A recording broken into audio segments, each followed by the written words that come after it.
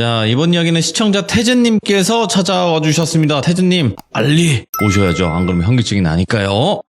여보, 아, 세요. 자기야, 세요. 반갑습니다. 오랜만입니다. 아유, 반갑습니다. 예, 반갑습니다. 아유, 오늘도 이렇게 태진님께서 또 찾아와 주셨는데, 오늘 해주실 이야기의 주제가 있을 것인가요? 오늘은 제목을 정하고 가겠습니다. 네. Nothing.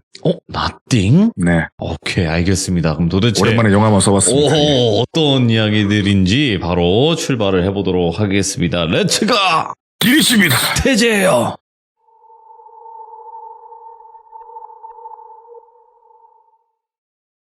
이번 사연의 주인공은 설명을 아주 간단히 하고 넘어갈게요.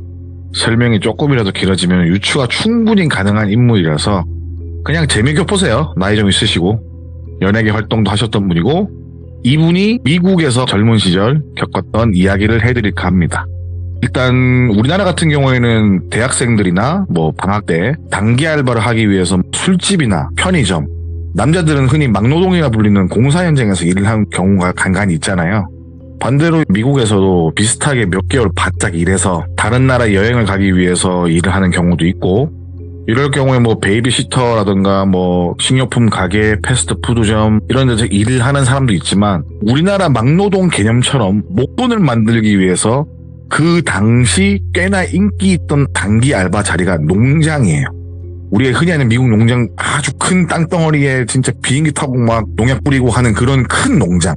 그러니까 오늘 사연의 주인공은 역시나 돌비라고 칭하고 이야기를 시작하겠습니다. 아무튼 이 돌비라는 사람은 그런 식으로 목돈을 만들기 위해서, 정확한 주는 솔직히 기억은 안 나는데 그냥 켄터키주라고 하겠습니다. 켄터키주의 어느 한 농장을 알아보고 찾아가기로 합니다. 지금은 솔직히 일자리를 구하기 위해서는 어플들이 많잖아요. 알바 머머니 이런 어플로 일자리를 구하지만, 그 당시 때 돌비가 있던 그 미국 내에서 구직 활동은 잡지나 신문, 모집 공고를 보고 전화를 하거나 아니면 전문적으로 이런 농장의 일자리를 봐주는 매장 같은 곳이 있었다고 하더라고요. 그래서 그런 곳에 가서 일자리에 신청을 하는데, 대부분은 멕시칸 계열 사람들이나 막 이주를 한 아시아인들이 일을 많이 했는데, 미국 국적을 가지고 있는 사람이 이런 사람들보다 페이가 좀 더 셌다고 하더라고요. 아무튼 직업 소개소 같은 곳에서 소개를 받고 켄터키에 있는 한 농장으로 3개월만 일하기 위해 출발을 했습니다. 3개월을 잡은 이유가 뭐냐면 이분이 풋볼을 좋아해요. 미식축구. 그래서 슈퍼볼을 보기 위해서 돈을 모아야 됐다라고 말씀하셨거든요. 그래서 그곳으로 이동을 하는데, 미국의 고속도로는 저는 가보진 않았습니다만 우리가 생각하는 이상으로 직진도로가 꽤 많아요. 예를 들어서 몇백 킬로미터 직진인 구간도 있고, 고속도로를 벗어나 국도를 가더라도 그러한 구간들이 많이 존재한다고 하더라고요. 돌비는 주소를 받아들고 직접 차를 몰고 이곳을 향해 출발을 해요. 출발을 하는데 이틀 정도가 걸렸다고 하더라고요. 끝없이 펼쳐진 도로를 바라보면서 쓱 가면서 그 켄터키주 근방까지 오니까는 논밭이 쫙 펼쳐져 있더래요. 그래서 내가 왔구나. 나의 3개월 동안 지낼 이 켄터키주에 왔구나. 네. 이런 생각에 신나는 음악을 틀고 이동을 하고 있었다고 합니다. 목적지가 아까도 말씀드렸지만은 예를 들어서 켄터키주 똘빗이라고 한다면은 켄터키주에 들어서서 똘빗시로 진입하는 길에 보이는 푯말들을 보게 됐다고 하더라고요. 그 푯말들이 뭐냐고 하면은, 보통은 우리나라 같은 경우에는 요철주의, 야생동물주의, 아니면 낙석주의 이런 것들이 한국 도로 상황이잖아요. 근데 이곳은 희한하게 히치하이킹 금지, 어린아이들이 다니지 않는 길입니다. 아이들을 발견할 때 모른 척 지나가시길 바랍니다. 그리고 또 차도 옆에 세워둔 차량이 도움을 요청할 시 도움을 주지 말고 지나치고 신고를 하시기 바랍니다. 야간 운행 시 도로로 뛰어나온 무언가를 차로 치면은 차에서 내리지 말고 그냥 쭉 와서 가장 가까운 경찰서에서 신고를 해라. 이런 등등 이상한 문구들이 표지판으로 많이 세워져 있다 하더라고요. 그래서 도시에서 나고 자란 이 돌비는 이런 문구를 볼 일이 없는 거죠. 그래서 약간 신기하기도 하고 약간 섬찟하기도 하고 한편으로는 재밌기도 했대요. 그렇게 농장으로 운전을 하면서 가고 있는데 뒤에서 크락션이 빵빵하고 울리게 되는 거예요. 그래서 누가 크락션을 울리나라는 생각에 백미러를 쳐다보니까 그 지역 경찰관인지 보안관인지 그쪽 경찰관을 하겠습니다. 따라오더니 차를 갓길에 정차하라는 제스처와 방송을 속도를 줄이면서 하더라고요. 그래서 돌비는 속도를 줄이면서 갓길에 차를 주차하게 됩니다. 그렇게 경찰관이 뒤 트렁크 쪽에 차를 주차하고 내리면서 차를 유심히 살피는 거예요. 번호판도 보고 트렁크도 훑어보고 뒷좌석도 한번 보면서 천천히 돌비에게 오더니 운전면허증을 제시했대요. 당연히 꺼내서 줬죠. 주니까는 한참을 뚫어져라 운전면허증을 보고 차 안을 이곳저곳 살피면서 이야기를 하는 게 이곳에는 무슨 일로 왔냐. 차량 등록증을 보아하니까 다른 주에서 온 것 같은데 여기 방문한 목적이 뭔지 이야기해 줄 수 있냐 라고 질문을 받게 돼요. 그래서 나는 여기서 3개월 정도 아르바이트를 하러 왔고 아르바이트를 해서 모은 돈으로 슈퍼볼을 보고 돈이 남고 여유가 되면 다른 나라로 여행을 갈 생각이다 라고 이야기를 했다고 하더라고요. 그래서 그 경찰관이 흥미로운 표정으로 그럼 너 지금 누구 농장으로 가는데? 라고 하길래 지갑 속에서 받은 프린터된 종이를 보여주면서 여기 빌이라는 사람의 가명입니다. 빌이라는 사람의 농장으로 간다 라고 말하니까는 그 경찰관이 빌! 그 농장으로 가는 인부구나. 반갑다고. 빌 잘 알지. 이렇게 말을 하면서 친절하게 대해주더래요. 그래서 돌비는 다행이다. 그래도 아는 사람이구나. 다행이다라는 생각이 있었는데 그 경찰관이 하는 말이 그럼 잠깐만 서에 들려라. 지금 빌에게 줄 게 있는데 전단지하고 물품들이 잔뜩 있는데 빌이 요즘 통 보이지 않아서 내가 가져다 주기는 좀 그렇고 시간이 괜찮으면 어차피 지나가는 길이니까 가져가서 빌에게 좀 전달 좀 부탁한다 라는 이야기를 하게 됩니다. 돌비는 흔쾌히 그냥 알겠다. 그러면 경찰서로 가면 되냐 이렇게 말을 하니까는 그래 내 차 뒤 졸졸 쫓아오면은 서로 들어가니까는 쫓아와라. 알겠다 라고 말하고 30분 정도 더 운전을 해서 경찰서로 향하게 됩니다. 규모가 조금 작은 시골 경찰서였는데 그 경찰서에 들어갔고 잠시 로비에서 대기를 하면은 내가 물건을 갖다 주겠다 라면서 돌비를 로비에 두고 사무실로 들어가요. 돌비는 기다리는 동안 심심하기도 해서 벽에 붙은 보도판을 슬쩍 보게 돼요. 그곳에는 뭐 실종된 개를 찾는 포스터, 그리고 화재 예방이라든가 토네이도 같은 주의하라는 자연재해 경고물 포스터, 그런 것들이 잔뜩 붙어 있는데 한쪽 벽면을 유심히 보니까는 사람들 사진이 수십 장에 걸려 있는 걸 보게 되는 거예요. 뭐지? 라는 생각에 그 벽면을 보니까는 미싱이라는 영어 단어 아래에 수많은 사람들이 사진이 있는 거예요. 예를 들어서 2025년 5월 실종 스미스, 2006년 9월 실종 존슨, 2011년 실종 브랜드 등등 이런 식으로 실종 연도와 날짜 그리고 수많은 사람들이 있는 걸 보게 된 거예요. 돌비는 무아지경으로 사람들과 사진을 구경하는 중에 누군가 돌비 어깨에 손을 탁 올려요. 그래서 깜짝 놀라서 뒤돌아보니까는 아까 그 경찰서로 데려온 경찰관이 한 손에는 소포랑 몇 가지 박스랑 종이를 들고 웃고 있는 거예요. 그래서 그 경찰이 씩 웃으면서 같이 보도판으로 시선을 딱 돌리면서 그 실종자 전단지를 보면서 돌비한테 이야기를 하는 거예요. 여기는 되게 조용한 시골 동네야. 물론 여기도 주소지 등록이 안 되어 있는 사람들도 있다.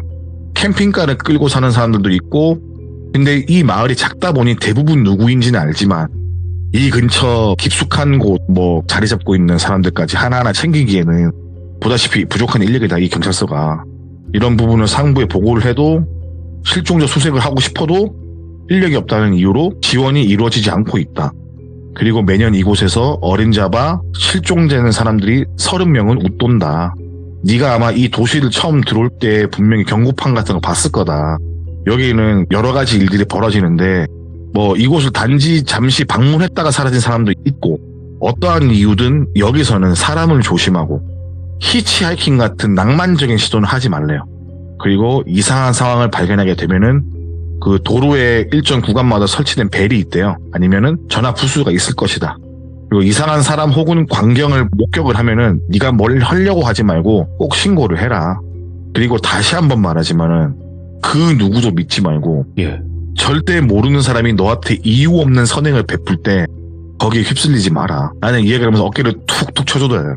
그래서 그런 이야기를 듣고 돌비가 가기로 했던 빌 농장으로 물건을 전달해달라면서 물건을 주고 경찰관이 웃으면서 배웅을 해주고 돌비는 빌 농장으로 다시 이동을 합니다. 그렇게 경찰서를 떠나서 빌 농장으로 가는데 해가 넘어가고 어둠이 깔린 뒤에야 도착한 빌 농장은 면적이 엄청났대요. 농장 그 가운데에 길이 뚫려 있고 빌 농장으로 들어가는 길이라는 편말을 확인하고 차를 끌고 들어가는 순간 20분은 가야 돼요. 이렇게 좌우로 빼곡하게 농작물이 막 올라와 있고 그렇게 20분 가로질러서 도착을 하니 큰 평야에 저택이 한 2채 있는 건물이 있는데 거기가 빌 농장의 저택인 거예요. 그래서 그 농장을 발견하고 누군가 나와 있는 거예요. 보니까 좀 나이 좀 있으시고 누가 딱 봐도 아, 저 사람이 농장 주인인 빌이구나 싶은 사람이 마중을 나와 있었대요. 한 손에는 엽총, 같은 손에 목줄로 묶인 개를 데리고 있었는데 체구는 작았지만 단단해 보이는 눈빛을 가지고 있었다고 하더라고요. 돌비는 차에 내려서 빌과 인사를 합니다. 빌과 악수를 하고 빌은 뭐 오는 길이 안 힘들었냐 뭐 이런 얘기 하고 아 괜찮았다 여행이라 생각하고 왔다. 그래서 아 맞다 근데 경찰관이 빌 당신한테 주라고 이거를 줬다 소포 같은 거를 그러니까 소포를 내밀고 하면서 일단 알겠다 이거 짐 가지고 들어가서 오늘 오느라 고생했는데 밥부터 먹고 샤워하고 오늘은 일단 자고 내일도 대충 일이 어떻게 돌아가는지만 눈으로 보고 오전에만 그렇게 눈으로 일을 하고 오후에는 쉬어라. 그리고 그 다음날부터 일을 하자라고 어깨를 토닥토닥거리면서 돌비를 데리고 저택으로 들어가게 됩니다. 거기에서 3층에 있는 방을 배정받게 돼요. 그리고 돌비는 씻고 주방으로 내려와서 허기진 배부터 채우려고 식당에 앉았는데 그곳에 자신과 비슷해 보이는 연배를 가진 3명의 멕시칸으로 보이는 사람이 앉아 있었대요. 그래서 간단하게 자기소개를 하는 시간을 가졌는데 이 멕시칸 사람들의 이름은 가명인데 예를 들어 3명 중에 이름이 산체스, 가르시아, 뭐 로페즈라고 그냥 칭하겠습니다. 가명으로 간단하게 그렇게 인사를 하고 즐겁게 식사 시간을 마친 뒤 잠자리에 들었다고 해요. 그리고 그 다음날 아침에 일어나서 간단하게 농장 견학한 후에 점심때쯤 들어와서 식사를 마치고 오후부터 자유시간을 가지는데 그 주변에 할 게 뭐 있겠어요. 그 당시 때 컴퓨터가 있던 시절도 아니고 딱히 시골이고 주변에 뭐가 없으니까 할 게 없었다고 하더라고요. 우리 같은 경우에는 맥주 사러 갈까 하면은 집 앞에 편의점이 있지만은 여기는 그게 안 되는 거예요. 맥주를 사러 갈까 혹은 장을 보러 갈까 하는 순간 왕복 2시간인 거예요. 그러니까는 쉽사리 나가지도 못하고 귀찮기도 해서 딱히 할 게 없으니까는 잠을 잤다고 하더라고요. 낮잠을 자고 일어나니 저녁 먹을 시간이 좀 돼서 저녁 먹고 그렇게 또 일찍 잠에 들어서 다음날 아침에 눈을 뜨게 됩니다. 그때부터 이제 일과가 시작이었는데 일과 시간은 아침 7시부터 오후 3시까지 일을 하는 거였고 그렇게 3개월 정도 하게 되면은 뭐 예를 들어 대충 뭐 1,500만 원의 수입이 생기는 구조였어요. 꽤나 많이 주는 구조죠. 그래서 일어나서 7시부터 1시간 동안 농약 같은 걸, 뭐 약 같은 걸 챙기는 일을 했고 돌비가 그런 일을 하면은 뭐 산체스나 가르시아는 다른 농기구를 손보거나 뭐 다른 일을 했고 로페즈는 그 빌 따라서 다니면서 농장에 뿌릴 비료라든가 농약 같은 거를 비행기에 싣는 일을 했대요. 그렇게 하면은 빌 아저씨가 그날은 농약 같은 거 뿌린다고 비행기 끌고 나갔고 그 뿌리는 사이에 나머지 인부들은 배수로도 정비하고 수확된 농작물도 정리하고 밭에 나가서 소일거리 하고 이런 식으로 잡일들을 많이 했대요. 그렇게 시간을 어영부영 보내면 오후가 되고 오후가 되면 밭에 순찰을 나가기도 하고 어떤 구역까지만 차를 끌고 들어가서 그 구역의 밭을 정비하기도 하고 엄청 큰 농장이라서 오늘은 이 구역, 내일은 이 구역 이런 식으로 작업을 했다 하더라고요. 어느 정도 작업이 하다 보니까는 며칠이 지나면서 일이 손에 익잖아요. 그래서 일이 손에 익으니까는 그럼 너는 이제 이 구역을 네가 전담해서 일을 해라. 그래서 그때부터 일을 하게 돼요. 혼자 일을 하면은 사실 사람이 잡생각이 좀 들잖아요, 머릿속으로.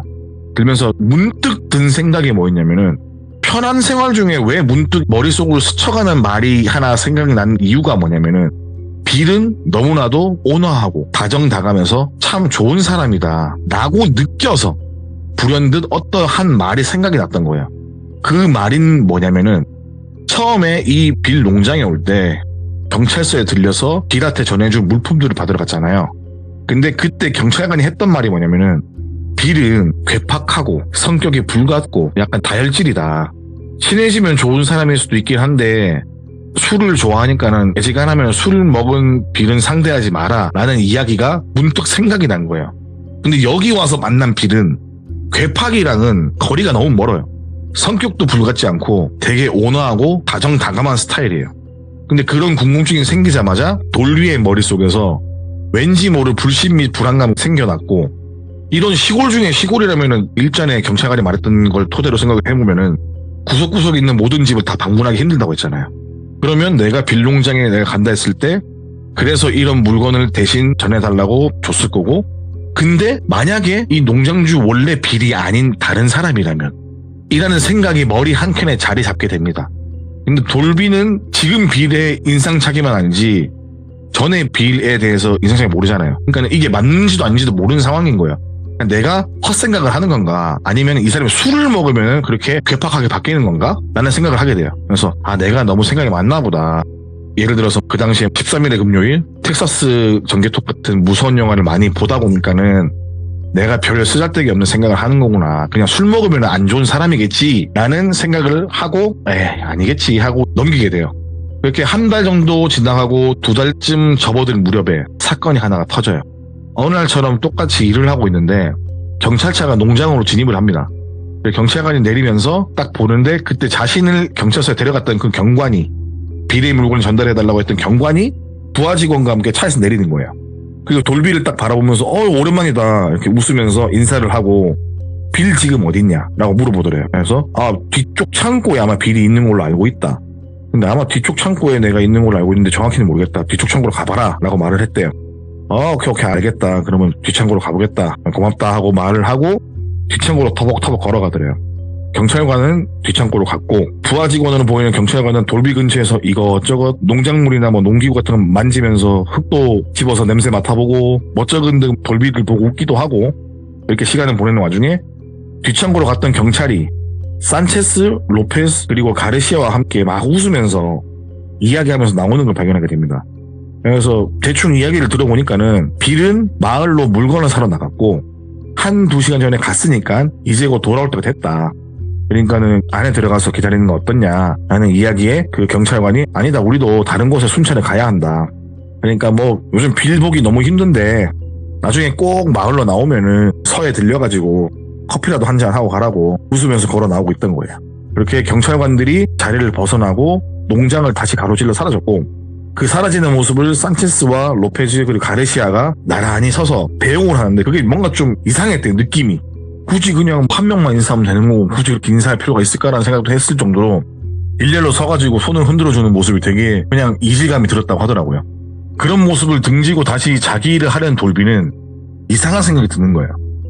일이 마을로 갔다고? 내가 알기로는 뒷차고에서 분명히 오늘 차 수리한다고 했는데 차를 끌고 나갔을 리가 없는데 차가 없는데 뭔 차를 끌고 나간 거지? 라는 생각이 들어요. 그런 순간 등골이 오싹해져서 궁금증이 막 목구멍까지 올라오더래요. 뒷차고에 차가 있나 없나 꼭 한번 봐야겠더래요. 그래서 뒷창고 뒤를 지나서 있는 차고로 향했다고 하더라고요. 차고 문은 열려 있었고 차고에는 차가 없었대요. 그래서 돌비가 내가 걔랑 오해를 했구나. 내가 뭐 다른 일 하는 사이에 빌이 차를 끌고 나갔구나 라는 생각을 하고 뒤돌아서 다시 작업을 하려고 이동을 하는데 뒤돌아서는 순간에 산체스가 딱 앞에 있는 거예요.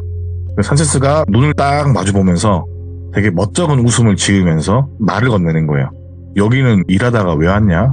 뭐 보러 왔어? 이렇게 산체스가 말을 하더래요. 그래서 돌비가 그 말을 듣고 뭔가 쎄했지만 여기서 침착하게 대응을 해야 될 것 같은 느낌이 들었대요. 본능적으로. 그래서 아까 내가 차고에서 작업 시작 전에 두고 온 물건이 있는데 그걸 챙기려고 다시 왔는데 다른 포켓에 있는 걸 내가 깜빡했다. 약간 너털웃음 지으면서 이렇게 산체스를 지나갔대요. 그리고 산체스가 그런 웃는 돌비의 모습 보더니 오늘 할 일 많으니까 빨리 마무리하고 쉬자 라는 이야기를 끝으로 그 상황은 모면하게 됩니다. 그렇게 오후까지 과업을 마치고 오후 4시쯤 되었나? 그때 빌이 차려준 식사를 먹은 뒤에 전날에 잠을 설쳤는지 뭔지 기억도 안 나지만은 그때 몸이 되게 피곤했다고 하더라고요. 돌비가. 그래서 돌비가 밥을 먹고 바로 방에 올라가서 이른 시간에 취침을 하게 됩니다. 잠이 푹 들었고 얼마쯤 잠을 잤을지 모르겠는데 뭔가 1층에서 쿠당탕 거리는 소리가 들리는 거예요. 이런저런 소리가 막 오고 가고 막 뭐가 깨지는 소리가 나고 뭐가 뒹굴뒹굴 거리는 소리가 나고 난리가 난 거예요. 그래서 이게 뭔 일인가 조심스럽게 계단을 내려와서 거실로 나오니까 거실은 이미 난장판이 되어 있는 거예요. 그리고 산체스, 가르시아, 로페즈가 막 피게 되어 있기도 하고 한 명은 막 포박이 되어 있기도 하고 난리가 나 있는 거예요. 그래서 무슨 일이지 하고 또 주방 쪽을 보니까는 주방에서 계속 시끄러운 소리가 나는 거예요. 그리고 그 순간 누군가 뒤에서 자기를 갑자기 탁 잡아채면서 움직이지 말라고 하고 무릎 꿇으라고 하고 자신 손에 수갑을 채우는 거예요. 알고 보니까 경찰관 10명 정도가 그 집을 들이닥친 거예요. 그리고 바닥에 누우라고 하고 머리에는 총을 겨누고 이렇게 대기하고 있는 사이에 주방에서는 총성이 들려요. 한 발에 총성이 들린 다음에 몇 초 뒤에 경찰관들이 용의자 사살이라고 고함치고 무전 소리가 오가는 걸 듣게 돼요. 그렇게 엎드린 상태에서 주방을 쳐다보는데 예. 처음에 자신을 만났던 경찰관이 나오는 걸 보게 됩니다. 그리고 눈이 서로 마주치고 돌비는 그 경찰관에게 이게 무슨 일이냐 라고 물어봤을 때 경찰관이 지금은 할 말이 없고 너한테 지금 해줄 말은 없다. 나는 네가 공범이라고 생각은 안 하지만 아직은 모르니 서로 가서 얘기를 하자 라는 이야기를 하는 거예요. 그래서 무슨 이야기지? 라는 생각에 일단 서로 끌려가게 됐다라고 하더라고요. 이렇게 경찰서로 이동을 한 다음에 휴조실에서 30분 가까이 대기를 했을 때 자신을 처음에 배웅해줬던 그 경찰관이 들어오더래요. 들어오더니 씩 웃더래요. 나는 네가 공범이 아닐 거라고 생각을 하고 있었는데 저기 멕시칸들 얘기하는 거 보니까 너는 공범이 아닌 것 같다. 정황상 나는 아닐 거 생각을 했고 또 수사를 해보니까는 네가 아닌 걸로 판별이 났다. 근데 네가 거기서 본 거, 일하던 거 하나부터 10까지 다 말해라. 뭘 했고 몇 시에 뭘 했고 네가 뭘 했는지 밥은 몇 시에 먹었고 잠은 몇 시에 했는지 끝까지 다 적으래요. 그래서 경찰관의 물음에 자신이 했던 일을 1도 더하지도 1도 빼지도 않고 설명 꼼꼼하게 했대요. 글을 적으면서. 그걸 보고 경관은 그 돌비한테 이야기를 해주는 거예요. 이날 사실 경찰이 들이닥친 이유는 뭐냐면은 사실 아까 낮에 경찰관이 방문했을 때 돌비에게 질문을 하나 했다라고 하더라고요. 비리 잘해주냐, 힘든 건 없냐 이런 식으로 툭 던진 말에 돌비가 했던 이야기가 너무 잘해준다, 친절하고 자상하다, 다정하다, 그리고 술도 안 먹는다 라는 이야기에 비리 그럴 리가 없는데 경찰관 촉이 이상했대요. 비리 술을 안 먹는다고? 비리 친절하다고? 비리 자상해? 다정하다고? 뭔 소리야? 빌은 마을에서 소문난 인간 쓰레기예요, 사실은. 막 이제 술 먹고 깽판 치고 경찰서에 자주 끌려오는 그런 사람인데 쉽게 말해 주치범이죠. 그래서 경찰서에 구금도 자주 되는 사람인데 한 1년 가까이 빌은 보이지도 않는데 잘해준다고? 자상하다고? 예. 친절하다고? 이게 말이 안 되는데? 그래서 희한한 마음 품고 있었다고 해요.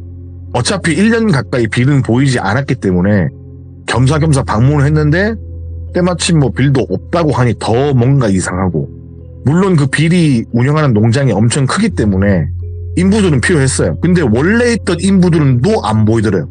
원래 있던 인부들은 또 어디 갔는지, 생전 처음 본 멕시칸들이 거기서 일을 하고 있고, 일단 그 당시는 티를 안 내고 일단 마을로 돌아와서 마을이 좁다 보니까 빌에 찾아봤대요. 근데 빌에 차도 안 보이고 마트나 공구점, 빌이 자주 갔던 술집 뭐 그런데 당구 가게 같은 거 있을 거 아니에요. 다 수소문하니까 빌이 온 적이 없대요. 원래 알고 있던 빌이라면은 여기는 무조건 들렸을 건데 여기까지 안 왔다는 건 말이 안 된다고 판단을 했대요. 그래서 안 되겠다. 이거 뭔가 분명히 있다. 수상하다. 그래서 서로 돌아와서 이것저것 알아보고 내린 결론이 뭐냐면은 아무래도 지금 농장에 빌은 없다. 빌은 없는 게 확실하다. 그래서 모두가 잡는 저녁 시간대에 급습을 했었고 마찬가지로 빌을 찾을 수가 없었어요. 이 사람들이 봤을 때 백인 1명과 멕시칸 3명 그리고 네가 있던 거다. 그러면서 사진 한 장 꺼내는 거예요. 네가 빌이라고 부르는 사람이 이 사람 맞냐. 사진을 보여주는데 맞아요. 내가 알고 있는 빌이 맞는 거예요. 맞다니까는 이 사람 빌이 아니다. 그러면서 다른 사진을 보여줘요. 이 사람이 빌이다. 한번 보여주는데 덩치가 산만하고 수염도 막 덥수룩하고 누가 봐도 이 사람 알코올 중독이다 싶은 정도의 외관을 가진 사람이 있는 거예요. 이 사람이 빌인 거예요. 내가 알고 있던 빌은 빌이 아니고. 그리고 경찰관이 웃으면서 하는 말이 일단 네가 죄가 없는 것 같은데 그래도 우리는 조금 더 조사를 해봐야 된다. 그래서 너를 경찰서 내에 있는 구치소에서 구금을 할 수밖에 없다. 당분간은. 협조를 부탁한다라고 말을 하면서 돌비를 경찰서 내에 있는 구치소에 잠시 수감을 하게 됩니다. 예. 이렇게 하루 이틀 정도 지났을 때 풀려날 수 있었고 풀려남과 동시에 돌비가 알게 된 사실은 꽤나 충격적이었어요. 그 농장에 있던 멕시칸들은 불법 체류자고 농장주 빌이라고 불렸던 사람은 그 안 좋은 약을 본토 내에서 유통하는 중간업자였다고 하더라고요. 그리고 멕시칸 인부 3명은 그 안 좋은 약을 제조하는 회사에서 파견을 나온 사람들. 그리고 그곳을 자리 잡은 이유가 고속도로도 근처고 사람의 발길이 잘 닿지 않는 곳이기도 하고 그리고 몇 달간 감시를 해봤을 때 이 빌이라는 사람이 개차반인 거예요. 그래 이런 놈은 없어져도 딱히 마을에서 찾으려고 발벗고 나서지도 않을 것 같고 당분간 몇 년 정도는 숨어서 일하기 좋을 것 같다라는 생각에 여기서 빌을 어떻게 하고 해한 다음에 여기서 일을 한 거예요. 그리고 뭐 그러면은 비를 어떻게 했냐라는 물어보는 경찰 질문에 그 농기구 같은 데서 그 비례 시신을 사서 밭에 뿌리고, 그리고 그날 경찰관들도 아마 집에 들어갔으면은 죽었을 거래요 아마. 왜냐면은 자기들은 원래 그렇게 하려고 했대요. 그러니까 집으로 들어오라 했잖아요. 빌 곧 온다. 근데 이미 빌은 그때 현관문에서 총을 장전하고 대기하고 있었고, 들어갔으면은 그때 경관분들도 아마 돌아가셨을 거다 이런 얘기를 했고, 그리고 안 좋은 약을 유통을 할 때 운반책으로 이용된 알바생들이나 돌비처럼 와서 일을 했던 사람들 있잖아요. 수십 명을 처리해서 밭에 뿌렸대요. 아마도 돌비 당신도 3개월을 채웠을 때 처리를 했을 거다. 어떻게든 간에. 그나마 운 좋게 이상징후로 파악해서 잡아서 다행이다. 이런 이야기를 했다고 하더라고요. 돌비는 이런 얘기는 영화에서나 나올 법한 이야기잖아요. 어안이 벙벙하죠. 그래갖고 신원이 확실했던 돌비는 일단 무혐의로 풀려나고 그곳을 벗어나게 되었는데, 제가 이 이야기를 듣고 뭐 여러 가지 질문을 했는데, 그 돌비라는 분이 말씀해 주시길 미국에서는 실종자 그리고 뭐 외진 시골에서는 사람이 사라진다고 수사를 하거나 그러진 않는데요. 수사에 인력도 없고 땅이 워낙 크니까 그리고 무엇보다 찾을 방법이 없다고 해요. 예를 들어서 3km 떨어진 데서 이 사람의 옷을 발견했다, 이게 아니에요. 그냥 없어요. 흔적이 사라져요. 그냥 땅으로 꺼졌는지 하늘로 솟았는지 모를 만큼 증거가 없대요.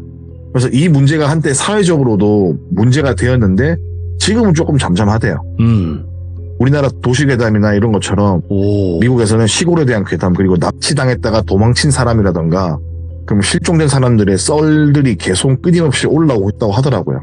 그리고 그 돌비라는 분이 말씀하시길 미국 진짜 엄청난 나라지, 대단한 나라지.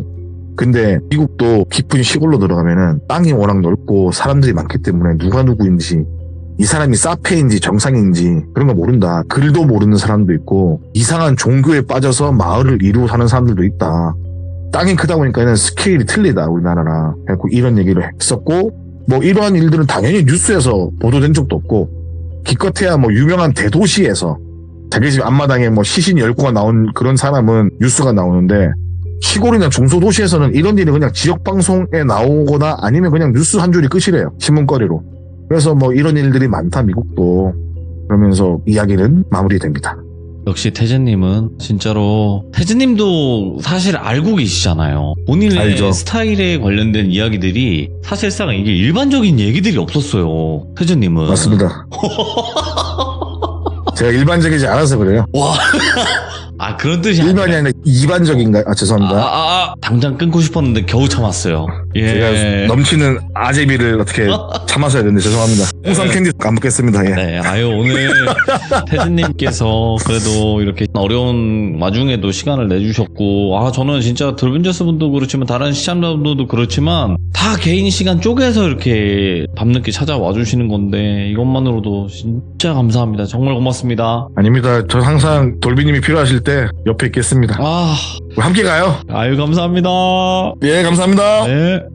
사실상 태진님은 여러분들이 아시는 분들도 계시겠지만 가장 예전 과거부터 참여를 하셨던 분이에요. 그래서 너무너무도 감사한 분 중에 한 분이고, 아마 저희 방송 시청해 주시는 분들은 태진님을 아마 아실 거예요. 굉장히 오래된 분이라는 걸. 항상 이런 텐션, 기분 좋게 해주시는 텐션에 정말 듣기도 힘든 이야기들을 가지고 오시는데, 많은 분들이 태진님을 응원해 주시면 너무너무 감사할 것 같습니다. 시청해 주신 모든 분들 감사합니다. 고맙습니다.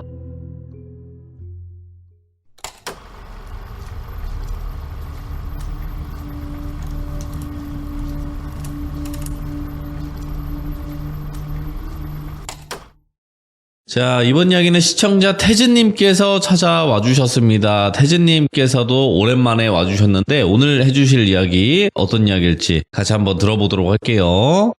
여보세요. 태진님 안녕하세요. 안녕합니다. 안녕하신가요? 할까요? 안녕하던가요? 안녕하던가요? 네, 반갑습니다. 안녕하세요. 반갑습니다. 네. 자, 오늘 태진님께서 또 역시나 밝은 모습으로 인사를 해주셨는데, 오늘 해주실 이야기의 주제가 렌트카예요? 네, 렌트카에 관련된 이야기인데, 오, 예. 들으면서도 꽤나 흥미진진한 이야기였던 걸로 기억합니다. 알겠습니다. 그럼 도대체 어떤 이야기일지는 같이 한번 들어보도록 하겠습니다. 렛츠고! 기르십니다. 태재요.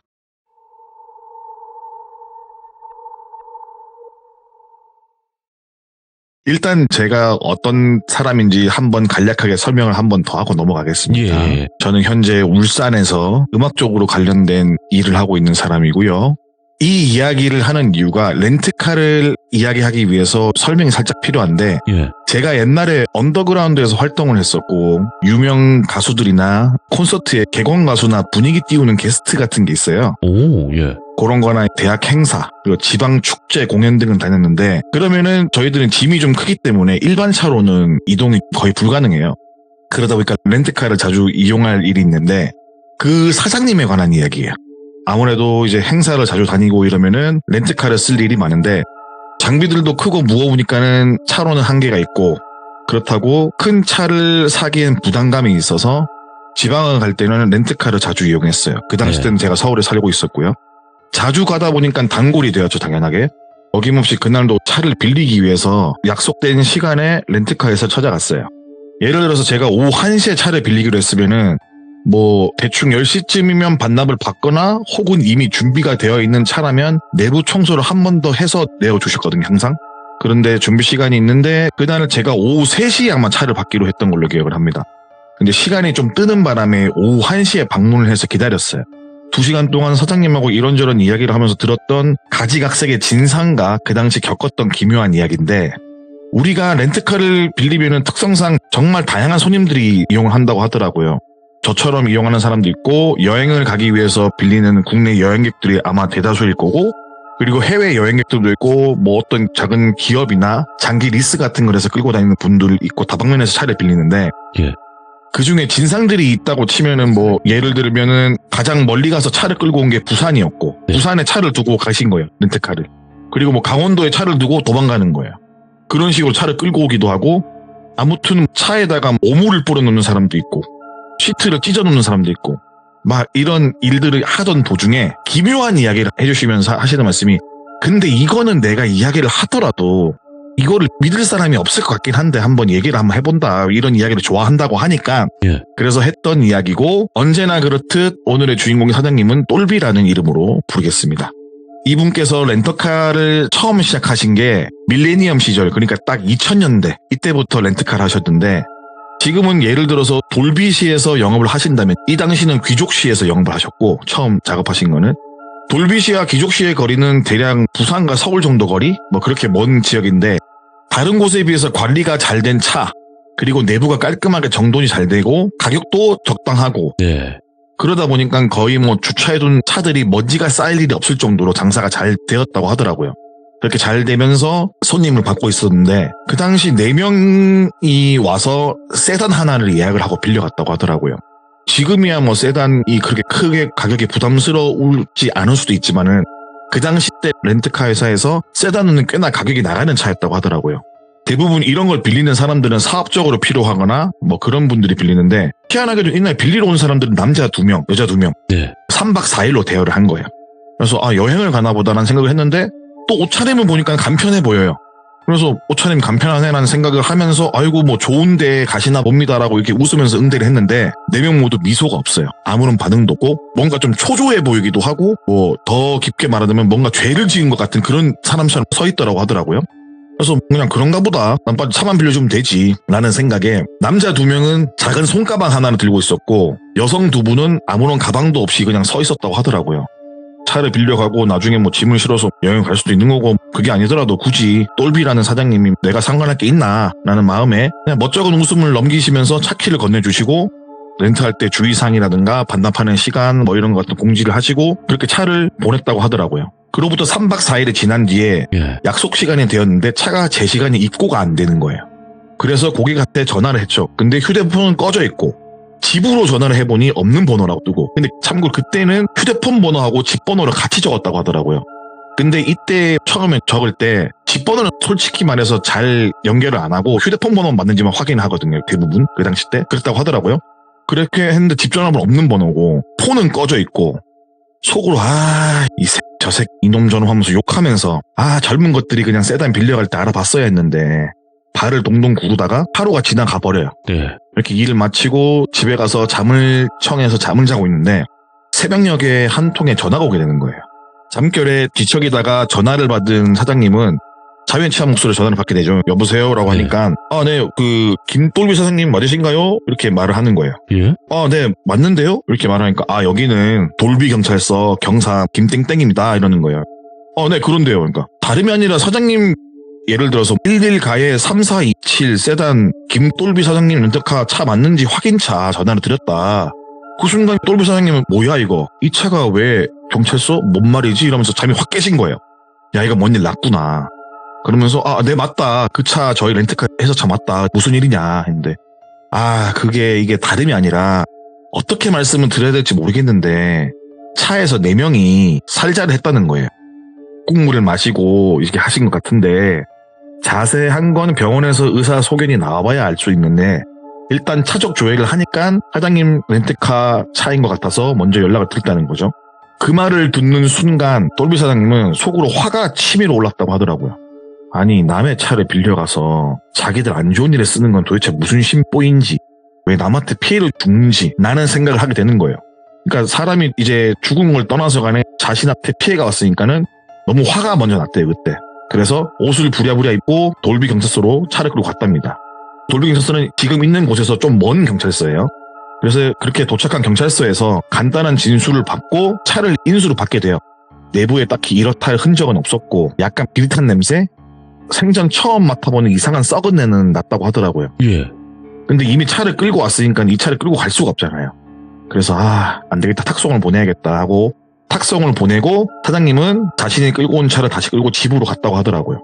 그렇게 사고가 났던 그 차량이 탁송을 오고 이 차를 세차를 일단 먼저 하는데 네.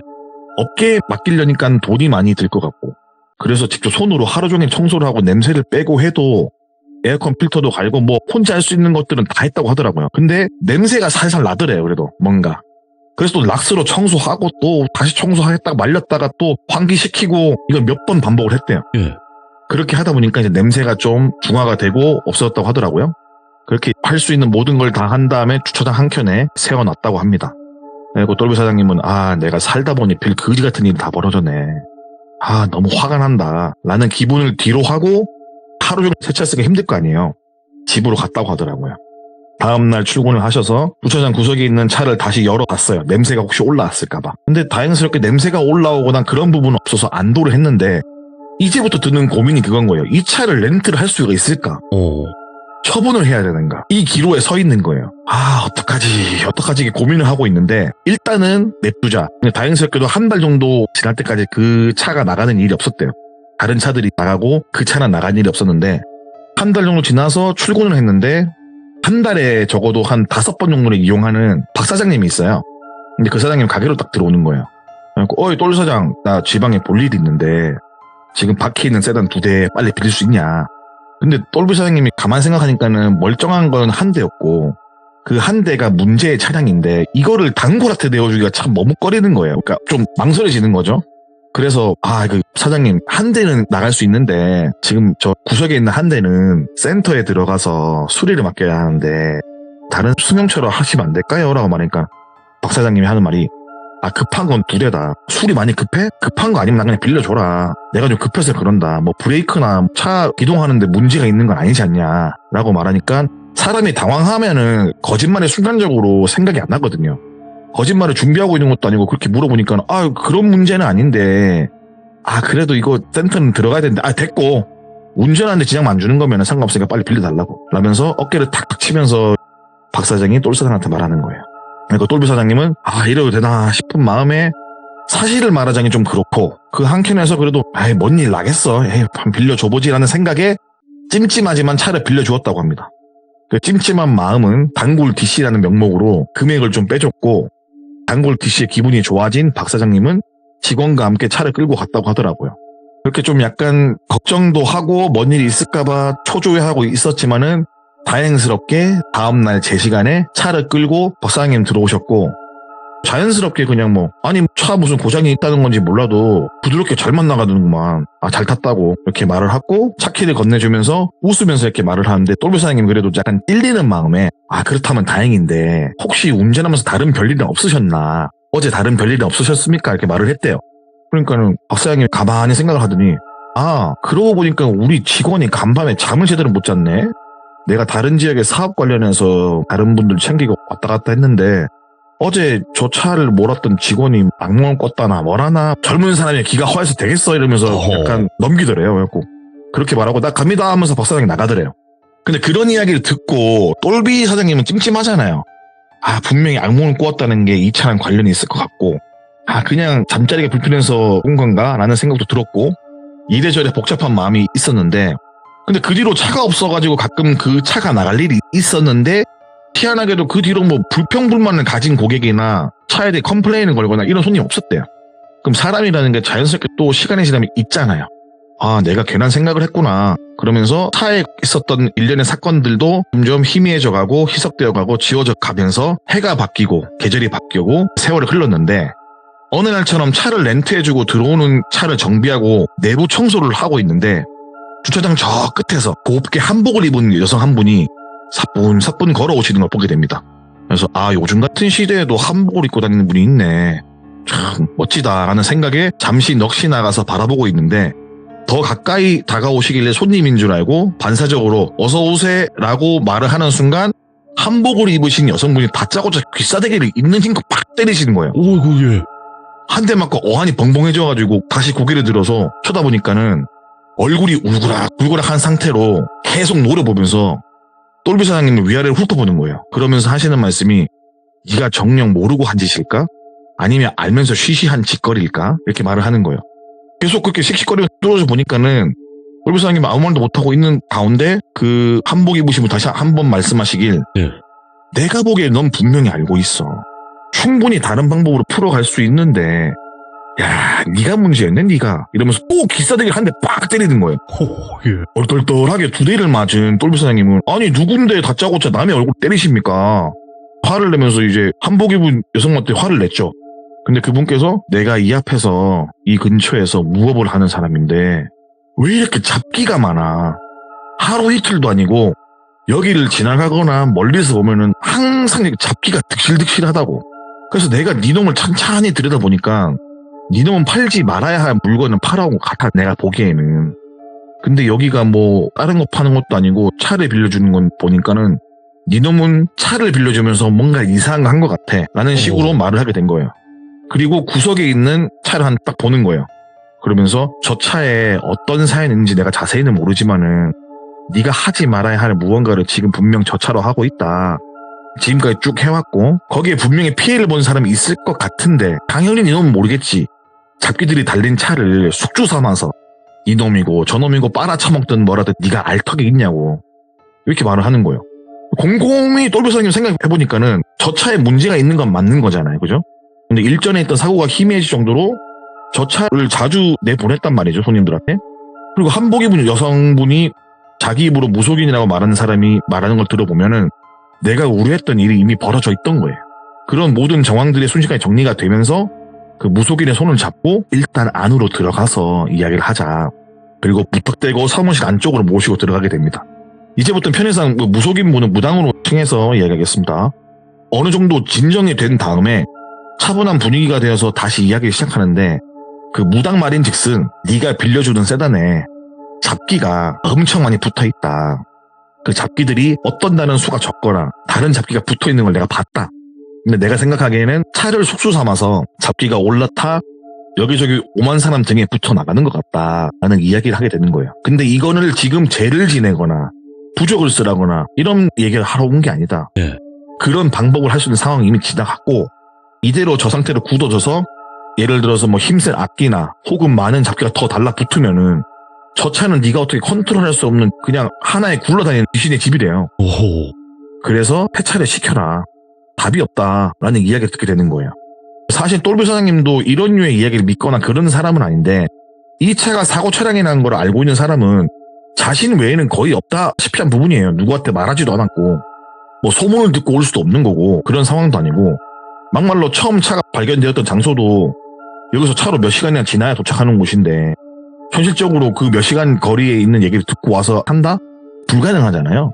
그러니까 생각을 해보니까 이 무당분이 하는 말이 어디서 듣고 와서 하는 얘기도 아닌 것 같고 나에게 구슬 지내는 것도 아니고 부적을 써라 이런 것도 아니고 그냥 빨리 차를 폐차시켜라 라는 이야기로 흘러 넘어가니까 사장님도 무당의 말을 어느 정도 신뢰를 하게 되었다고 하더라고요. 근데 이런저런 생각을 하던 와중에 문득 든 생각이 뭐냐면은 처음 이 차를 빌려갔던 그 박 사장님 생각나는 거예요. 예? 악몽을 꿨다는 직원 있잖아요. 설마 이 사람한테 뭔 일이 생겼을까? 라는 생각도 들고 한편으로는 마음이 무거워졌대요, 그때. 그동안 아무 생각도 안 하고 살았는데 박 사장님은 이 렌트카의 단골 중에 단골이었어요. 제가 아까도 말씀드렸지만 한 달에 최소 5번은 이용하는 단골 고객인데 그 이후로 차를 빌리러 오지도 않았어요. 근데 보통 그 정도 단골이면은 왜 안 오지 사장님이 이런 걱정을 할 거 아니에요. 근데 그거를 인지조차 못하고 있던 게 희한하더래요. 내가 왜 사장님이 안 오는 걸 인지를 못했지? 이러한 이야기를 무당분한테 말하게 된 거예요. 원래 한 달 5번 오시는 분인데 요즘에 안 온다. 근데 내가 이거를 인지를 못하고 있었다 라고 말하니까는 무당이 말하기를 야 너도 모르게 네가 홀려 있었겠지. 애들이 모습을 너에게 보이거나 너에게 해코지를 한다면은 숙주 같은 이 차량을 네가 어디다 팔아먹든 죄를 지내든 염을 하든 뭘 할 건데 그럼 지들이 살 곳이 없어지는데 아직 힘은 약하니까는 네 눈하고 귀만 멀게 했다니까? 그러니까 네가 이 사태의 심각성을 모르고 자꾸 차를 빌려주고 했던 거 아니겠어? 라는 이야기를 하는 거예요. 그 얘기 들은 순간 똘비 사장님은 무언가 내가 큰 잘못을 했구나. 그러면서 전전긍긍하면서 어떻게 해야 되나 망설이고 있는데 다시 한번 무당분께서 말씀하시는 거예요. 일단 무언가 신변에 이상한 사람이 있다면 그 사람부터 수소문을 해봐라. 수소문을 마친 다음에 날 찾아와라 라고 말을 하는 거예요. 그래서 문을 박차고 딱 나가려고 하시는데 똘비 사장님 잡는 거예요. 무당분은. 실례지만은 그 신당이 어딘지 제가 모르는데 어떻게 찾아가나요? 물어보니까 무당분께서 말씀하시길 네가 수소문을 마친 뒤에 자연스럽게 그냥 내가 있는 곳을 알게 된다. 그때 봅시다 하면서 호련히 나가버리시더래요. 잠깐이나마 벌어진 이 모든 일이 당황스럽잖아요. 뺨도 아직 얼얼하기도 하고 얼떨떨하긴 했지만 일단 먼저 뭔가를 내가 해야겠다는 마음을 먹었대요. 아 이건 내가 분명히 뭔가 잘못했구나. 내가 우려한 대로 뭔가 일이 벌어졌구나 라는 걸 빠르게 인지한 다음에 가장 신경 쓰이는 박 사장 휴대폰으로 전화를 걸어봐요. 근데 없는 번호라는 통화 연결음이 들리는 거예요. 큰일 났다. 박 사장 근황 같은 거 알아봐야겠다 라는 생각에 주변 지인들도 뭐 모르는 눈치고 알고 있는 거는 회사 이름 하나예요. 지금은 뭐 예를 들어서 인터넷에다가 볼비 물산 두들기면은 나오잖아요. 어디 있다. 근데 그 당시 시대에는 아직까지 그런 인프라가 되어 있던 시대는 아니었고 어쩌지 저쩌지 하면서 발을 동동 굴리고 있는데 문득 생각난 게 일전에 받아둔 명함이 있는 거예요. 그래서 명함 같은 거를 모아둔 서랍장을 막 뒤져서 박 사장님이 운영하는 작은 회사의 주소가 적힌 명함을 찾게 됩니다. 예를 들어서 귀족물산이라고 친다면 귀족시, 귀족구, 귀족동 1-1번 이런 식으로 주소가 적혀 있었고 거기를 향해 차를 몰고 갔다고 하더라고요. 도시 외곽에 위치한 작은 산 안쪽에 있는 공장이었는데 공장 근처로 가니까는 글라인더 소리, 뭐 지게차로 무언가 나르는 소리, 기타 등등 뭐 공장 돌아가는 소리가 들리더라고요. 정문에 차를 세우고 경비실에 들려가지고 경비원 분과 인사를 하면서 수고 많으십니다. 다름이 아니라 내가 누구인데 박 사장님 계시면 만나 뵙고 싶어서 왔다. 번호가 없는 번호라고 해서 혹시 있으면은 내가 누군데 왔다고 말씀 좀 해달라니까는 경비원분이 말씀하시길 박 사장님은 여기 공장 팔고 다른 데로 갔어요 라는 이야기를 전해 듣게 되는 거예요. 혹시나 싶어서 그러면 박 사장님 혹시 건강이라던가 뭐 신변에 문제가 생겨서 공장을 옮긴 거냐고 물어봤죠. 경비원은 아니 그런 문제는 없고 사업이 더 커져가지고 더 큰 공장을 계약해서 나간 걸로 알고 있다 라고 하는 거예요. 그래서 지금 현장 내에는 전에 일했던 직원들은 다 사장님은 따라 나선 걸로 알고 있다 라는 이야기를 전해 듣게 되는 거예요. 그리고 일단은 더 이상 알 방법이 없잖아요. 거기다가 뭐 건강상의 문제라든가 뭐 자신이 빌려준 차 때문에 화를 입은 것도 아니고 오히려 더 잘 돼서 다른 곳으로 갔다고 하니까 다행이라는 생각에 다시 차를 끌고 사무실로 향했다고 합니다. 근데 여기서 이상한 거는 애초부터 나갔던 시간은 오후 3시였어요. 3시인데 차를 몰고 사무실까지 다시 달려도 3에서 40분 정도 거리인데 왔던 길로 30-40분 돌아가도 산을 벗어나지 못하는 거예요. 내가 길을 잘못 들었나? 새길로 빠진 건가? 라는 생각이 했었는데 뭐가 되었든 큰 산이 아니기에 내가 어느 길로 나가든 큰 길은 보일 거라는 생각에 계속 돌았죠. 애초부터 산도 작은 산이기도 하고 그 도로 넘어서 큰 길이 보이는 그런 곳이었는데 그런 곳에서 헤매니까는 뭔가 이상하기도 했지만은 점점 깊은 곳으로 가는 그런 느낌도 받게 돼요. 그래서 뭐야 이런 생각에 잠시 안 되겠다 싶어가지고 정차를 한 다음에 주변을 둘러봐야겠다는 생각에 차에서 내려서 주변을 둘러보았다고 합니다. 근데 지금처럼 그 당시가 내비가 엄청나게 발전한 시대도 아니고 차에 내비가 그렇게 보편화가 되기 전의 시대니까는 눈으로 주변을 둘러보니까는 작은 암자처럼 보이는 기아집 건물이 하나 보였대요. 아, 저 집 가서 나가는 길이 어딘지 물어보자 라는 생각에 그 암자로 보이는 기아집 건물로 걸어가게 되었다고 합니다. 저 벨이라던가 그런 건 애초에 문에 보이지도 않고 동그랗고 큰 쇠로 된 손잡이 있잖아요. 그 나무로 된 문에 있는 그런 거를 대고 쾅쾅 노크를 2번 하니까는 문이 살며시 열렸고, 근데 거기서 나오시는 분이 무당분인 거예요. 신기하잖아요. 자기는 길을 헤매서 이곳을 왔는데 거기 무당분이 계시는 거예요. 무당분이 하시는 말씀이, 그래서 수소문 다 마쳤어? 아니 어떻게 여기를 제가 오려고 온 게 아니라 어떻게 차를, 아이고 이거 참, 이게 아이고 막 이런 식으로 얼이 빠져 있는데 무당분께서 말씀하시길, 내가 전에도 말했잖아. 수소문 마치면은 너는 그냥 자연스럽게 나를 찾아오게 돼 있다고 말을 하지 않았냐. 네. 들어가서 일단 이야기하자 이러고 집 안으로 들어갔다고 하셨더라고요. 야, 내가 이게 뭔 일이지? 귀신에 홀린 건가 뭔가. 난 분명 산길을 달려서 왔고 길을 잃었고, 그런데 왜 여기로 왔지? 아, 우연인가? 우연치고는 이런 일이 가능하긴 한 건가? 라는 생각을 했고, 홀린 듯이 집 안으로 들어가니까 잘 정리된 마당과 잘 정리된 대청마루가 있었대요. 오. 대청마루에 걸터앉은 무속인이 이리 오라고 손짓을 했고, 그 손짓을 본 다음에 얼이 빠진 상태로 그대로 대청마루에 똘비 사장님은 앉았다고 하더라고요. 그러다 무당분께서 말씀하시길, 없지? 아마 없을 거야. 내가 보니까 사라졌어. 분명히 신변에 이상이 있어야 될 사람이 사라졌어. 그지? 이렇게 말을 하는 거예요. 네, 일러주신 대로 찾아봤는데 내가 제일 걱정했던 그분은 이미 공장을 처분한 다음에 다른 쪽 더 큰 공장으로 이전을 해서 갔다라는 얘기를 듣긴 했다. 그리고 뭐 어떤 신변에 변화가 있는 걸로는 밝혀진 게 없다. 없는 걸로 알고 있다. 라고 말을 하니까, 그러면은 차는 일단 폐차시켜. 그럼 또 변화가 생길 거다. 어차피 그 차 너 가지고 있으면은 너 객사할 거고, 아니 뭐 객사 정도는 문제가 아니고 죽어도 죽은 게 아니야. 이승을 못 떠나. 너의 의지와 상관없이 이승을 못 떠나니까는 그 차 아깝다 생각하지 말고 네 목숨값이다 생각하고 폐차시켜. 무조건 폐차를 시키고 그 다음에 네 신변에 분명 변화가 생길 거야. 그때 다시 날 찾아와. 그때는 여기로 적힌 주소로 찾아오도록 하라면서 달력 밑통을 쭉 찢어가지고 사인펜으로 주소를 짝짝 적어두더래요. 네. 그럼 귀찮다는 듯이 겁내주면서 나가라고 손짓을 내저으시더래요. 그렇게 똘비 사장님은 주소를 받아든 다음에 어안이 벙벙한 채로 암자를 벗어나서 차에 시동을 켜고 출발을 하니까 네. 5분도 안 걸려서 익숙한 큰 도로가 보이더래요. 그만큼 헤맸는데 희한하기도 하고, 내가 뭐에 홀린 건가라는 생각도 하면서 사무실로 갔다고 합니다.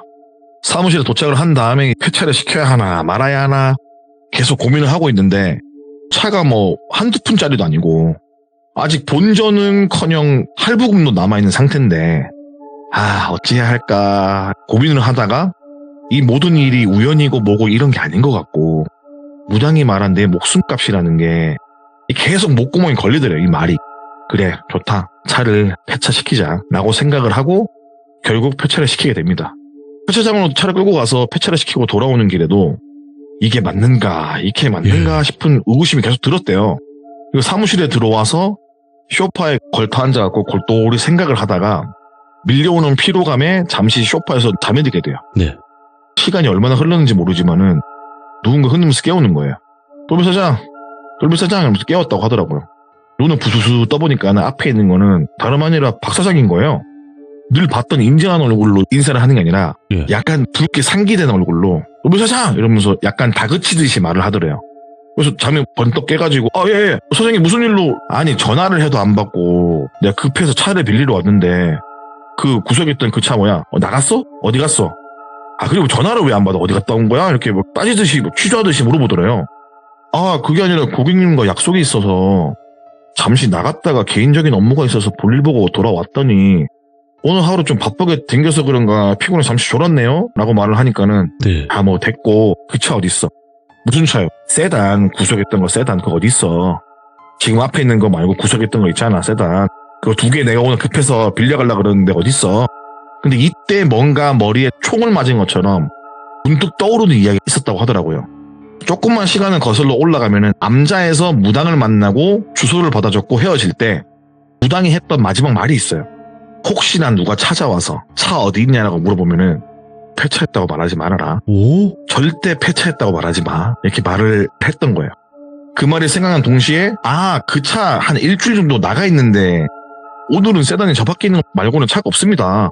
라고 이제 거짓부렁을 했다 하더라고요. 근데 박 사장이 약간 미심쩍은 표정으로 고개를 갸우뚱하면서 진짜야? 아닌데 2대 있는데 진짜야? 라는 이야기를 하게 되는 거예요.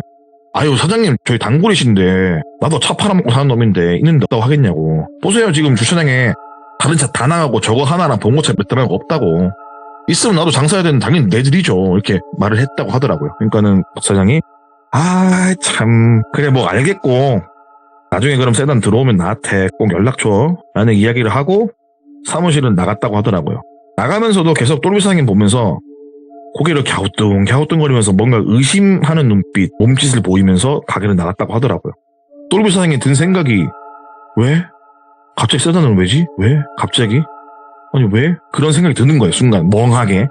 그런 일이 있고 무당이 또 생각나더래요.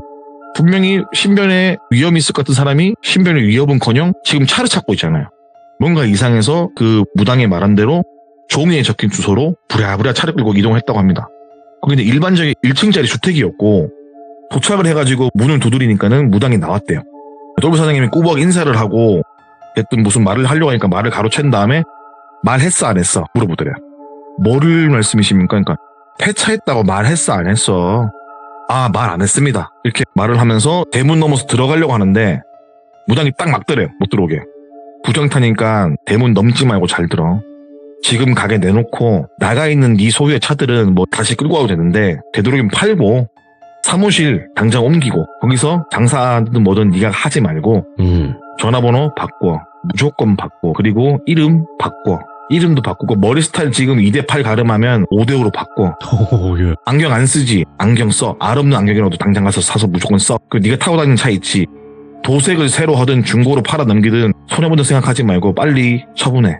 어차피 지금 다 털어내고 손해를 봐도 네 조상들이 다 네 잘 먹게 도와줄 거라고 다시. 그리고 네 신변 다 정리하고 네가 가진 거 다 팔고 처분하고 거기에 관련된 걸 다 처분한 다음에 여길 떠나라. 그리고 2번 다시 날 찾아오지 마라. 그대로 나가서 내가 말한 거 다 정리하고 뭐 정리될 때까지 절대 이 도시에 들어오지도 말고 사무실 정리한다고 나가지도 말고 뭐 서류 정리 그런 거 와이프 시켜. 아는 주변 지인들한테 부탁하고 그리고 이 도시를 떠나면은 그 사람과 연결된 지인들과도 연락을 끊어. 바뀐 번호 알려주지 말고 그냥 쥐 좋은 데 살라고. 넌 네 조상신이 도운 거야. 내가 돈이나 받으려고 이런 말 하는 거 아니고 돈 받을 마음도 없고 사람 하나 살린다고 생각하고 말하는 거니까는 영 내키지 않고 못 믿어오면 그냥 살아. 근데 내가 전에도 말했지. 너 객사한다 그러면? 아니면은 지금은 다른 사람 손에 의해서 죽겠지. 지금은. 네. 라는 이야기를 하게 되는 거야. 그래서 똘비 사장님은 또 듣고 어안이 벙벙하잖아요. 아니 이게 뭔 일이야. 자꾸 연달아서 이게 뭔 일이야. 아니 이렇게 뭔가 물어보고 싶은데 더 이상 추가 설명도 없이 문 닫고 들어가 버리더래요. 무당분이. 불러도 안 나오고 뭐 더 할 수 있는 것도 없고 안절부절하면서 일단은 집으로 가야겠다는 생각에 차에 타는 순간 전화벨이 울렸다고 하더라고요. 근데 그 당시 때는 발시장 정보가 있긴 있었는데 통신사마다 틀려가지고 어떤 데는 무료고 어떤 곳은 유료로 추가 요금을 내야 됐다고 하더라고요. 근데 이 똘비 사장님은 유료로 추가 요금 내고 쓰고 있는 상황이었는데 분명히 없는 번호로 떴던 박 사장님 번호가 뜨는 거예요. 받을까 말까 엄청난 고민을 하죠. 뭔가 쎄하기도 하고 아니 이게 왜 이 타임에 전화가 오지? 라는 생각에 안 받고 넘기니까 그 뒤로 수십 통의 전화가 오는 거예요. 그러다가 안 되겠다 이거 폰 꺼야겠다 라는 생각에 폰도 꺼버리고 너무 쎄하기도 하고 너무 기분도 더럽고 이게 앞뒤가 딱딱 맞아떨어지는 게 이상하기도 해서 모든 걸 다 처분하고 팔아버렸다 하더라고요. 무당이 시킨 대로. 이름도 바꾸고 머리도 그냥 염색까지 하고 뭐 안경 끼고 막 아예 완전 다른 모습으로 변해버렸대요. 네.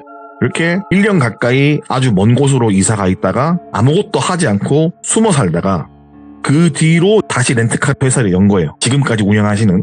그 렌트카 회사가 그 당시 제가 자주 갔던 단골 렌트카 회사인데 아무튼 이야기는 이게 끝이에요. 네. 근데 여기서 궁금한 거는 그 차량에서 이제 운명을 달리하신 4명의 젊은 무리와 네. 박 사장과 분명 무슨 관계가 있는 거예요. 그렇지. 예. 그리고 무당이라는 사람은 왜 아무런 대가 없이 자신한테 조언해줬는지 그러니까요. 그리고 무당이 말한 대로 전보다 더 장사가 잘 되었대요. 예. 돈도 잘 벌었고. 근데 이게 과연 어떤 일인 건지 예. 궁금하잖아요. 근데 후일담으로 어찌어찌 아름아름 알게 된 이야기는 그 누구도 박 사장을 기억을 못해요. 어? 그 누구도 돌비물산을 기억을 못했고, 그러니까 박 사장이랑 바둑을 두던 사이, 뭐 장기를 두던 사이 그런 사람들도 누구? 박 사장? 그게 누구야? 누구 말하는 거야? 헐. 그게 돼버리고, 심지어 자신이 렌트카 했던 것도 아무도 기억을 못하는 거예요. 너가 렌트카 했었어? 너 그냥 식당 안 했냐? 주유소 안 했냐? 뭐 이런 식으로 되는 거예요. 자기 보면 렌트카를 했는데 렌트카를 했다고? 아니야, 너 주유소 했어? 그러니까는 봐봐, 주유소 했지? 그러니까 주유소 했지 임마 이거 이런 식으로 되는 거예요. 난 분명히 렌트카를 했는데 근데 아무도 자기가 렌트카 했던 기억을 못하는 거예요. 와. 그래서 비록 제가 답은 알지는 못해요, 이 예. 부분을. 근데 그 돌비 공포 라디오 보다 보면은 악신인가? 라고 하면서 이제 사람이 지워지는 거 있잖아요. 맞아요. 기억을 못하는 거. 그런 것처럼 뭔가 그런 유지 않을까. 뭘 어떻게 했든 간에. 근데 뭔가 딱딱 맞아떨어지는 건 없고 뒷마무리가 깔끔하지 못하지만은 아직까지도 그 사장님은 왜 그런 일이 벌어졌는지 이해를 못하고, 그리고 저도 딱히 이 얘기 들었을 때 이게 뭘까라는 생각이 많기 때문에 또 우리 또 귀족님들의 집단 지성이 필요한 이야. 그런 이야기가 되겠습니다. 아니 진짜 뭔가 처음부터 없었던 것처럼 그죠? 그러니까요. 오 너무 미스테리한데 이거? 그래서 저는 제 머릿속으로는 도저히 답이 안 내려져서 이런 이야기를 일단 들고는 와봤습니다. 태즈님은 역시 태즈다 라는 말이 안 나올 수가 없습니다. 예, 태즈님의 이야기는 감사합니다. 진짜로 많은 분들도 좋아하시는 분이기도 하고, 그리고 오늘 이야기 자체도 너무 이거 미스테리하게 또 이야기를 하나 해주시지 않았나 생각을 하고요. 그리고 말씀해주신 것처럼 또 많은 분들의 생각도 한번 들어보고 싶은 그런 이야기가 아니었나 생각합니다. 오늘 너무 고맙습니다. 감사합니다. 아닙니다. 늦은 시간까지 고생 많으셨습니다. 감사합니다. 예, 감기 조심하십시오. 네, 들어가세요. 예, 안녕히 계시죠. 네. 이야, 이거 마지막에 꼭 그 전부가 짝이라도 한 듯이 누구? 박 사장? 박 사장이 누구야? 그리고 너 렌트카 했어? 이렇게 하는 것 자체도 너무 섬뜩해요. 예. 그러니까 그분만 기억을 못하거나 아니면 내가 그랬었나 하면 좀 그랬을 텐데, 야, 이거 그분과 연이 됐던 모든 사람들이 기억 하나를 못한다라는 것 자체가 진짜 미군 같고 소름이 쫙 끼치네요. 도대체 뭐였을까? 진짜 말씀해주신 것처럼 그런 악신의 개념이 모든 사람의 기억을 지웠을까? 아니면 그분 혼자만 그렇게 생각을 했던 걸까? 라는 것도 한번 생각을 해볼 수 있는 레전드 이야기가 아닌가 생각을 합니다. 시청해주신 모든 분들 감사드립니다. 고맙습니다.